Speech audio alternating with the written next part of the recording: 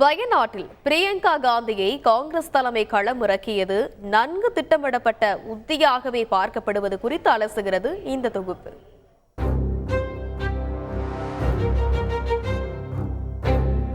காங்கிரஸ் இல்லாத பாரதம் என்ற பாஜக பிரச்சாரத்திற்கு 2024 நாடாளுமன்ற தேர்தலில் எண்டு போட்டு உத்வேகம் பெற்றிருக்கிறது காங்கிரஸ். இதில் முக்கியமாக வயநாடு, ரேபரேலி தொகுதிகளில் வென்ற ராகுல் காந்தி எந்த தொகுதியை தக்க வைப்பார் என்ற கேள்வி எழுந்தது. வயநாட்டை விட்டுக் கொடுப்பார் என்ற தகவல் வெளிப்படவே வயநாட்டு மக்களை ராகுல் ஏமாற்றிவிட்டார் என்ற பிரச்சாரம் மேலோங்கியது. 2019 தேர்தலில் அமேத்தியில் தோல்வி தென்படவே வயநாட்டிலும் களமிறங்கி வெற்றியை வசமாக்கியிருந்தார் ராகுல். அப்போது ஆதரித்த மக்களை விட்டுக் கொடுப்பாரா என்ற கேள்விக்கு சரியான பதிலாக எனது சகோதரி பிரியங்கா உங்கள் எம்பியாக இருப்பார் என பதிலளித்திருக்கிறார் ராகுல். பிரியங்காவின் வயநாடு என்ட்ரி காங்கிரசின் நன்கு திட்டமிடப்பட்ட தெற்கு வியூகமாகவே பார்க்கப்படுகிறது. பிரியங்காவை களமிறக்கவில்லை என்றால் தெற்கை காங்கிரஸ் புறக்கணிக்கிறது என்ற எதிர்பிரச்சாரம் முதலில் மேலோங்கி இருக்கும். அதற்கு இடம் அளிக்கவில்லை காங்கிரஸ். மறுபுறம் பான் இண்டியா கட்சியாக சக்கர வியூகம் போடும் பாஜக தென்னிந்தியாவிலும் பலத்தை காட்டிவிட்டது. தமிழகம் தவிர எல்லா மாநிலங்களிலும் பாஜக வெற்றி கணக்கை காட்டிவிட்டது. இங்கு பிராந்திய கட்சிகள் பாஜகவை எதிர்க்கும் மாநிலங்கள் தவிர்த்து கர்நாடகா, கேரளா, தெலங்கானா என காங்கிரஸ் பிரதான கட்சியாக இருக்கும் மாநிலங்களில் கட்சியை வலுவாக்க வேண்டிய கட்டாயம் இருக்கிறது. இதில் முக்கியமான மாநிலமாக இருக்கிறது கேரளா. காங்கிரஸ் ஆட்சி அமைக்க வல்ல மாநிலத்தில் மும்முனை போட்டி என்ற பலத்தை காட்டிவிட்டது பாஜக.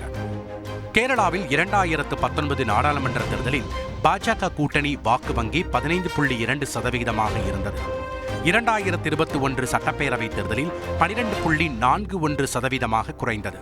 ஆனால் இப்போது 2024 நாடாளுமன்ற தேர்தலில் 19.21% உயர்ந்துள்ளது.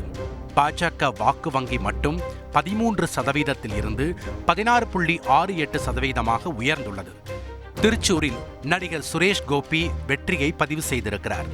மலப்புரம் தவிர்த்து மற்ற தொகுதிகளில் எல்லாம் 10%க்கும் அதிகமான வாக்குகளையும் பதிவு செய்திருக்கிறது. 11 சட்டப்பேரவை தொகுதிகளில் பாஜக முதலிடம் பிடித்துள்ளது.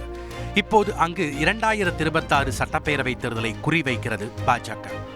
மாநிலத்தில் 2019 நாடாளுமன்ற தேர்தலில் வெற்றியை வசமாக்கிய காங்கிரஸ் கூட்டணிக்கு 2021 சட்டப்பேரவை தேர்தலில் தோல்வியே கிடைத்தது. இப்போது 2024 தேர்தலிலும் காங்கிரஸ் கூட்டணி 18 இடங்களில் வென்றிருக்கும் வேளையில் 2026 சட்டப்பேரவை தேர்தலுக்கு வியூகத்தை வலுவாக்க வேண்டிய கட்டாயம் உள்ளது. மாநில அரசியலில் இந்துக்கள் வாக்கோடு கிறிஸ்தவர்கள் வாக்கையும் குறிவைத்து காய் நகர்த்துகிறது பாஜக. இதற்கு செக் வைக்க பிரியங்கா வியூகம் பயனளிக்கும். மாநிலத்தில் ஆட்சிக்கு எதிரான வாக்குகளை ஒருமுகப்படுத்தும் என காங்கிரஸ் எண்ணுகிறது. மற்ற தென்னிந்திய மாநிலங்களிலும் பிரியங்கா பார்வை இருக்கும் என கூறப்படுகிறது. பிரியங்கா வருகை பயனளிக்குமா என்பது அடுத்தடுத்த அவரது நகர்வுகளை பொறுத்தது என்றாலும் மேற்கு வங்கம் போல் தீவிர அரசியல் களம் கண்ட கேரளாவில் பிரியங்கா வருகை கேரள காங்கிரஸை படு உற்சாகப்படுத்தியிருக்கிறது. செய்திகளை உடனுக்குடன் தெரிந்து கொள்ள உடனே சப்ஸ்கிரைப் பண்ணுங்க.